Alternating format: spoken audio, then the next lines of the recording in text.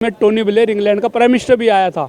ये इस चीज़ को शो करता है कि ज़िंदगी पढ़ाई से ज़्यादा ज़रूरी पैसा कमाने की होती है, जिसको महात्मा बुद्ध ने बहुत अच्छे शब्दों में कहा था कि गरीबी सबसे बड़ा रोग है, सबसे बड़ा अभिशाप है। बुद्ध धर्म के ग्रंथों में लिखा हुआ है, धनहीन व्यक्ति दिमाग से विचलित रहता है। और बीएचयू के प्रोफेसर यहाँ तक कहा, मौत के खौफ से भी खतरनाक गरीबी का खौफ होता है। तो इसी का बेनिफिट उठा के आप एक वकील के नाते आपसे जानना चाहता हूँ कि क्या है कुछ जरिया आपके पास है कि जो जात व्यवस्था है, भेदभाव है, ये कैसे खत्म होगा? जाति व्यवस्था तभी खत्म होगी जब हमारे लोग हर तरह की, हमारे लोग मतलब हमारे लोग का मतलब बहुजन समाज के लोग और माइनॉरिटीज़ के लोग हर तरह की फील्ड में आएंगे, तब इनके विचार को तोड़ा जा सकता है। कि जब तुम्हारा राम और कृष्ण भगवान है दोनों, ये जब माँ से पैदा हुए तो ब्राह्मण मुँह से कैसे निकला तो America, London, Japan, Switzerland, Canada, Italy और स्विट्जरलैंड में क्यों नहीं निकला? और निकाल रहे, ये हम लोगों को कंफ्यूज कर रहे हैं। इनके बच्चे इंग्लैंड के अंदर स्कूल में पढ़ते हैं अभी भी। एक व्यक्ति जो इस वक्त भारत का गवर्नर है, संजय मल्होत्रा, उन्होंने बीटेक करके एमटेक की प्रिंसटन यूनिवर्सिटी अमेरिका से, फिर 1990 में आईएएस को उन्होंने टॉप किया। आज वो रिजर्व बैंक ऑफ इंडिया के गवर्नर हैं।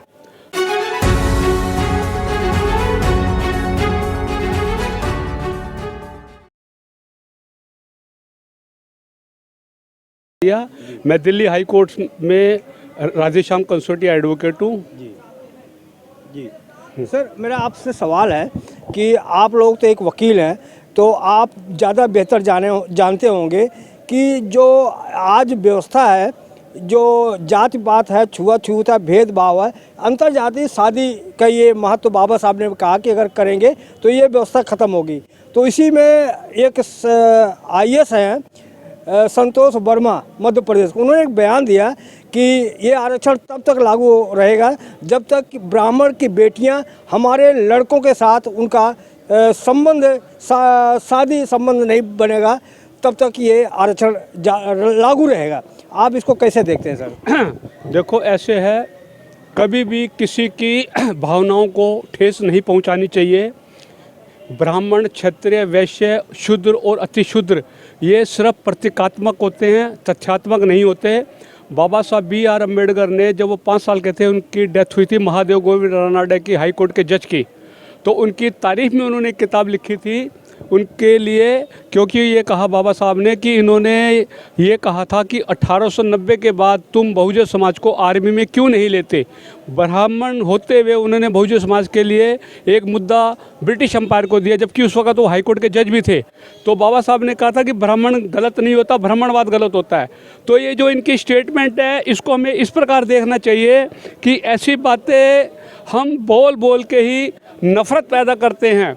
ब्राह्मण तो अपनी लड़की को वाल्मीकि समाज में भी दे देते हैं। एक मेरे फ्रेंड थे एडिशनल सेशन जज, उनके साले की बीवी ब्राह्मण, मेरी वाइफ के साथ टीचर थी, और एक लड़का शेड्यूल कास्ट था। उसने मुझे कहा मेरी लड़की LLM है, तो मुझे कोई लड़का बताओ। तो मैंने कहा एक वाल्मीकि समाज का लड़का एडवोकेट है, बहुत अच्छा, 7 साल से प्रैक्टिस करते हैं, आप उससे शादी कर लो। तो उस शेड्यूल कास्ट ने यह कहा कि सर, चमार कास्ट का वकील चल जाएगा, भंगी नहीं होना चाहिए। तो यहाँ पर यह बात बिल्कुल सिद्ध हो चुकी है कि ब्राह्मणवाद तो SC, ST और OBC में ज़्यादा पाया जाता है। और ये जो कहते हैं कि ब्राह्मण की लड़कियाँ इस समाज में उसकी शादी होनी चाहिए, ये IAS ऑफिसर संतोष वर्मा जी ने कहा, वो बिल्कुल गलत कहा है। ये कोई किसी व्यक्ति को कास्ट के बेस पे शादियां नहीं होती, ये तो प्यार प्रेम होता है तब शादियां होती हैं। अभी कल परसों भी एक न्यूज़ आई थी कि सोकाड़ा प्रकाश के लड़की से शादी हो गई, तो उस अछूत को उस लड़की वालों ने मार दिया। उसके बावजूद वो लड़की ने मरने के बाद भी उससे शादी की और अपने माँ बाप के लिए कहा कि इनको सज़ा होनी चाहिए कि इसने मेरे होने वाले पति का मर्डर कर दिया। तो जो आजकल के समाज है, इसमें हमें देखा गया है कि कोई भी व्यक्ति पूरे भारत में कास्ट के बेस पे कोई भी गलत व्यवहार अब नहीं करता। इनको ज्ञान आ गया है। ये तो जो पॉलिटिशियन होते हैं वो कास्ट के मुद्दे को उठा के कास्ट की नफरत पैदा करवाते हैं और लोगों में प्यार प्रेम नहीं हो पा रहा। अब लोगों को, ब्राह्मण समाज को भी ये पता लग चुका है कि ये सब हम जो ब्राह्मण हैं ये सिर्फ एक प्रतीकात्मक है। इससे ये कोई प्रूव नहीं होता कि कोई आदमी ब्राह्मण है तो उसके बॉडी में कोई हाई लेवल का केमिकल है जिससे बताया जा सके कि ये ब्राह्मण है। और ब्राह्मण क्षत्रिय वैश्य कंसेप्ट जो डेवलप हुआ था, ये तो सिर्फ एंशियंट टाइम में जो विदेशों से, यूरेशिया से और सेंट्रल एशिया से जो आए थे लोग, उन्होंने ये कंसेप्ट डेवलप किया था ताकि पॉलिटिक्स पे, राजनीति पे यानी, और शिक्षा पे और व्यापार पे इनका कंट्रोल हो पाए। क्यों मेरा सवाल ये था सर, वो आईएएस होने के बावजूद भी क्या जो सवर्ण है, अनपढ़ सवर्ण के बराबर उनको ज्ञान नहीं है? इस तरह से उल जलूल बातें कर रहे हैं, उस बयान को तोड़ मरोड़ के पेश किया जा रहा है, कर रहे उनको आईएएस बनने का आरक्षण की यही तो खामी है कि बिना ये आरक्षण लेकर कैसा बयान दे रहे हैं? नहीं, ये बात नहीं है, आरक्षण का बिल्कुल नहीं होता कि आदमी में ज्ञान नहीं है। ये जो बेचारे SC ST लोग होते हैं, ये पैसे से बहुत कमज़ोर होते हैं, तो इसलिए वो अच्छी कोचिंग भी कई बार नहीं ले पाते। फिर भी कई बार कोशिश कर करके टीना डाबी और कनिष्क कटारिया ने IAS को टॉप करके ये सिद्ध कर दिया था कि अगर हमें फैसिलिटी दी जाए तो हम बिना आरक्षण के भी इंडिया के IAS एग्ज़ाम को टॉप कर सकते हैं, जो कि वर्ल्ड का सबसे मुश्किल कॉम्पिटिटिव एग्जामिनेशन माना जाता है।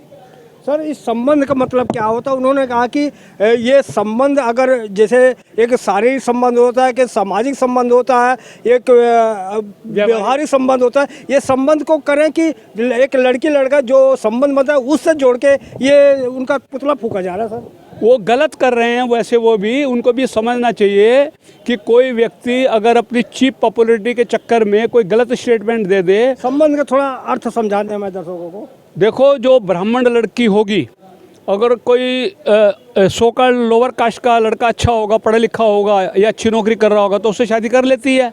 तो वो हम देखते हैं कि कोई भी व्यक्ति इस बेस के ऊपर भारत के अंदर ज़्यादा छुआछूत नहीं होती, क्योंकि लोगों में ज्ञान आ रहा है अब, क्योंकि इनको पता लग गया कि फॉरेन कंट्री में ऐसा सिस्टम नहीं है। भारत में ये बर्थ के बेस पे कुछ लोग अपने आप को ग्रेट मानते हैं, तो वो थ्योरी भी इसलिए टूट चुकी है कि अगर ब्राह्मणों में बहुत ही ज़्यादा दिमाग होता तो भारत के संविधान के लिए बाबा BR अम्बेडकर को भारत के संविधान बनाने के लिए ड्राफ्टिंग कमेटी का चेयरमैन नहीं बनाते, जो कि वो एक अछूत कास्ट के थे, लेकिन उनमें काबिलियत थी, तभी तो उन्होंने भारत का क्वेश्चन का ड्राफ्टिंग के लिए बाबा BR अम्बेडकर को ड्राफ्टिंग कमेटी का चेयरमैन बनाया था। संतोष वर्मा तो माफ़ी भी मांग लिया, फिर भी उनका पुतला फूका जा रहा है। वो माफ़ी इसलिए मांग लिया क्योंकि उनको महसूस हो गया है कि हमें कास्ट के बेस पे ऐसी बातों को नहीं उछालना चाहिए, क्योंकि जो मूर्ख किस्म के लोग होते हैं वो उसका बेनिफिट उठा के फिर अछूत लोगों के ऊपर अत्याचार करते हैं। तो सर, मैं आपसे जानना चाहता हूँ कि ये जो बाबा साहब ने कहा कि ये जो जातिवाद है ख़त्म करने की तो रास्ता है ना, जब अंतर्जातीय शादी होगी। नहीं, बाबा साहब ने इससे भी बढ़िया चीज़ ये कही थी कि अंतर्जातीय विवाह से भी इतना फ़र्क नहीं पड़ेगा, जब तक कि जो हमारे धर्म ग्रंथ है जिनमें कास्ट के बेस पे कई चीज़ें लिखी हुई है, तब जब तक तुम इन धर्म ग्रंथों को मानना बंद नहीं करोगे तब तक ये सिस्टम नहीं चेंज होगा। क्योंकि इसके लिए उन्होंने मनुष्य मृत्यु को भी जलाया था, ये बताने के लिए कि ये असमानता को जन्म देती है। ये पुतला फूंकने का क्यों ऐसा मुद्दा बना रहे हैं, जबकि बहुत से शादियां होती हैं, ब्राह्मण का लड़की और शेड्यूल कास्ट का लड़का के बहुत सारे शादियां, लेकिन इस शादी को, इस बात को मुद्दा क्यों बनाया जा रहा है? ये मुद्दा नहीं बनाया जा रहा। मेन मुद्दा है हमारे समाज में कि जो बहुजन समाज के लोग होते हैं वो मेजॉरिटी के अंदर कंफर्ट जोन में जीने की कोशिश करते हैं, नौकरियां करते हैं और वो बिजनेस लाइन में नहीं आते, मेहनत नहीं करते। इसलिए ऐसे जब मुद्दे छेड़े जाते हैं तो उसी में बिजी हो जाते हैं। इनको क्या करना चाहिए, अपना डेवलपमेंट के लिए इनको पढ़ाई के अलावा हर तरह की फील्ड में आना चाहिए, ताकि ये प्रूव कर पाएँ कि 80% से भी अबव 100 करोड़ प्रकाश कंट्रोल है। और भारत का आदमी इंग्लैंड में मिनिस्टर वो बना था जिसकी 45 लाख रुपए फीस 1 साल की भरी उसके पापा डॉक्टर सुनक ने, यानी वो उस कंट्री का प्राइम मिनिस्टर बना जिस देश ने 200 साल गुलाम बनाया। तो हमारे लोगों को ऐसे लोगों पर रिसर्च करनी चाहिए कि वो प्राइम मिनिस्टर कैसे बना। वो धन के आधार पर बना था, पढ़ाई के आधार पर नहीं बना था।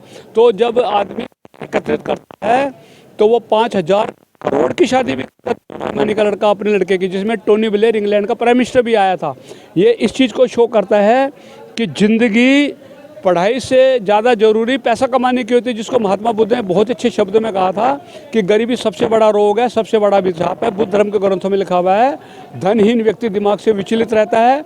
और BHU के प्रोफेसर यहाँ तक कहा, मौत के खौफ से भी खतरनाक गरीबी का खौफ होता है। तो इसी का बेनिफिट उठा के आप एक वकील के नाते आपसे जानना चाहता हूँ कि क्या है कुछ जरिया आपके पास है कि जो जात व्यवस्था है भेदभाव है, ये कैसे खत्म होगा? जाति व्यवस्था तभी खत्म होगी जब हमारे लोग हर तरह की, हमारे लोग मतलब हमारे लोग का मतलब बहुजन समाज के लोग और माइनॉरिटीज़ के लोग हर तरह की फील्ड में आएंगे, तब इनके विचार को तोड़ा जा सकता है। कि जब तुम्हारा राम और कृष्ण भगवान है दोनों, ये जब माँ से पैदा हुए तो ब्राह्मण मुंह से कैसे निकला तो America, London, Japan, Sweden, Canada, Italy और स्विट्जरलैंड में क्यों नहीं निकला, और कभी निकला था तो अब क्यों नहीं निकल था? इन्होंने मूर्ख बनाने के लिए व्यवस्था बनाई थी।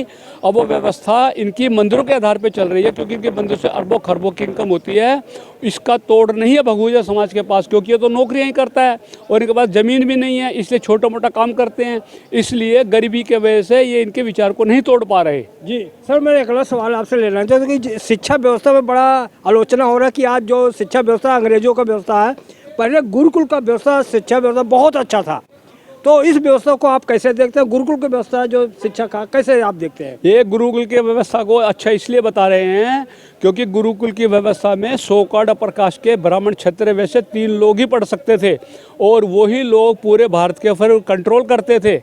और उसकी वजह से इतने मजबूत हो गए थे कि जब मुसलमान आए तो इन्होंने उनकी पार्टनरशिप में आ गए ये। और अंग्रेज़ों के वक्त भी इनके बच्चे इंग्लैंड में पढ़ते थे इंडिपेंडेंस से पहले। इतने मजबूत लोग थे ये। इसी वजह से ये गुरुकुल की व्यवस्था को कह रहे हैं कि लागू होनी चाहिए, ताकि जो SC, ST, OBC और माइनॉरिटी के लोग हैं वो उनको शिक्षा ना प्राप्त कर पाएँ। जब गुरुकुल की व्यवस्था होगी तो उसमें ब्राह्मण ही पढ़ाएगा। जब ब्राह्मण पढ़ाएगा तो ब्राह्मण, क्षत्रिय, वैश्य, ब्राह्मण पढ़ाएगा और ब्राह्मण पढ़ेगा। हाँ, ब्राह्मण पढ़ाएगा, ब्राह्मण, क्षत्रिय, वैश्य तीनों पढ़ेंगे, और को पढ़ने ही नहीं देंगे, ना उनको पढ़ने के लिए बुलाएंगे। तो ये व्यवस्था मनुस्मृति को दोबारा लागू करने का इनका विचार है। इसीलिए कह रहे गुरुकुल व्यवस्था लागू होनी चाहिए। और जब तक ये हमारे लोग मजबूत नहीं होंगे पैसे में, इनकी विचारधारा को नहीं तोड़ सकते। सर, जो आज व्यवस्था जो अंग्रेजों का दिया हुआ है शिक्षा व्यवस्था कर रहे हैं, इसको क्यों कमियां निकाल रहे हैं बार बार? क्योंकि ये इसमें SC, ST, बहुजन के लोग पढ़ रहे हैं, इसलिए वो ये कमियां नहीं निकाल रहे, ये हम लोगों को कंफ्यूज कर रहे हैं। इनके बच्चे इंग्लैंड के अंदर स्कूल में पढ़ते हैं अभी भी।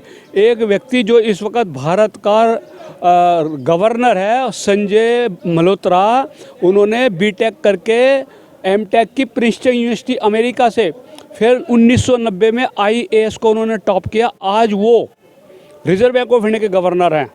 तो जो व्यक्ति इतनी टॉप लेवल की एजुकेशन लेता है अमेरिका, लंदन में जाके, तो वो मैकाले की पढ़ाई के बेस पे तो ले रहे हैं इंग्लिश की पढ़ाई का ज्ञान। उसको ये इसलिए बोल रहे हैं कि वो गलत था, ताकि हमारे लोग कंफ्यूज हो जाएं और इंग्लिश ना सीखें। और मेरे ये विचार है, जिस दिन बहुजन समाज के लोग पहली क्लास से आगे तक लिखना बोलना सब स्टार्ट कर देंगे इंग्लिश में बोलना, उस वक्त इनको सत्ता में आने से कोई नहीं रोक सकता।